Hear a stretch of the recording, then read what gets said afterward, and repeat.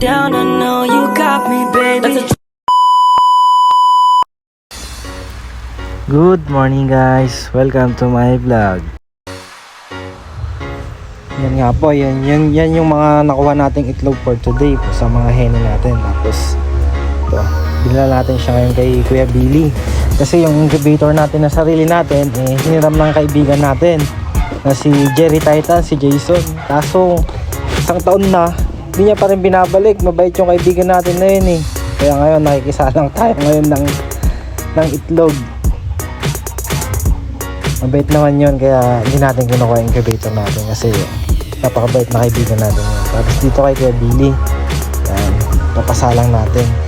Tsaka chinat niya rin tayo kanina kasi nga namisa na raw yung pinasalang natin nung nakaraan. Yan, ayan na, namisa na sila. Namisa na mga itlog natin.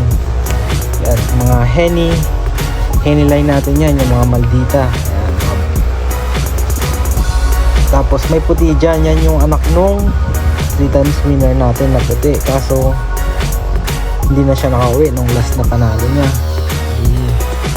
Masama rin yung tama niya, kaya ayan. Sana mabuhay yung mga anak niya. So yan, mayroong isa hindi nakalabas, binalatan ni Kuya Billy.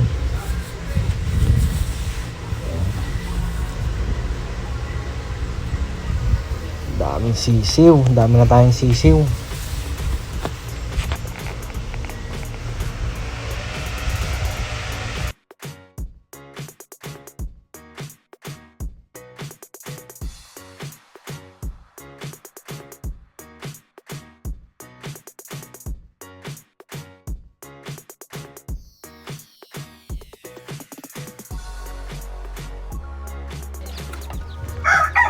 Po, naiuwi na natin yung mga sisiw.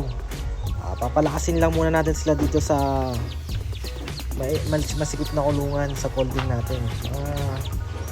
1 week yan, ililipat na natin sila sa maluwag-luwag na kulungan para dyan lang hindi sila lamigin. Kaya dyan lang muna papalakasin natin sila. Yan. Update ko kayo guys kapag malaki na sila. Yan, i-upload din natin para nasubaybayan nyo yung paglaki nila. Yan. Salamat po sa panonood.